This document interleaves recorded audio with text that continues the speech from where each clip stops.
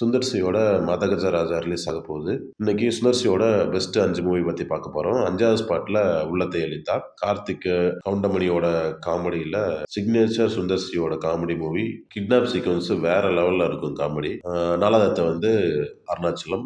சுந்தர் சியோட signature comedy இதுல பெருசா இல்லைனாலும் ரஜினி படத்துக்கான ஒரு மாஸ் அப்பீல் இந்த படத்துல இருந்துச்சு.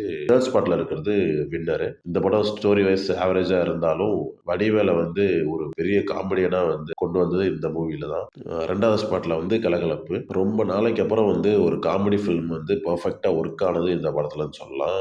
சிவாவோட ஆக்டிங், சந்தானமோட காமெடி ட்ராக்லாம் செம்மையா ஒர்க் ஆயிருக்கும். ஃபர்ஸ்ட் பார்ட்ல அன்பே சிவம் தியேட்டர்ல மிஸ் பண்ணிட்டு கேடிவில பார்த்தே அந்த படத்துக்கு வந்து பெரிய கல் ஃபாலோயிங். கமலோட எக்ஸ்ட்ராடினரி ஸ்டோரி, மதனோட பெர்ஃபெக்ட்டான டயலாக்ஸ், கமல் அண்ட் மாதவனோட ஸ்கிரீன் பிரசன்ஸ்ல ஒரு செம்ம ஆக்டிங், இது எல்லாத்தையும் சேர்த்து அன்பே சிவம் வந்து ஒரு பெர்ஃபெக்ட்டான மூவி தமிழ் சினிமால.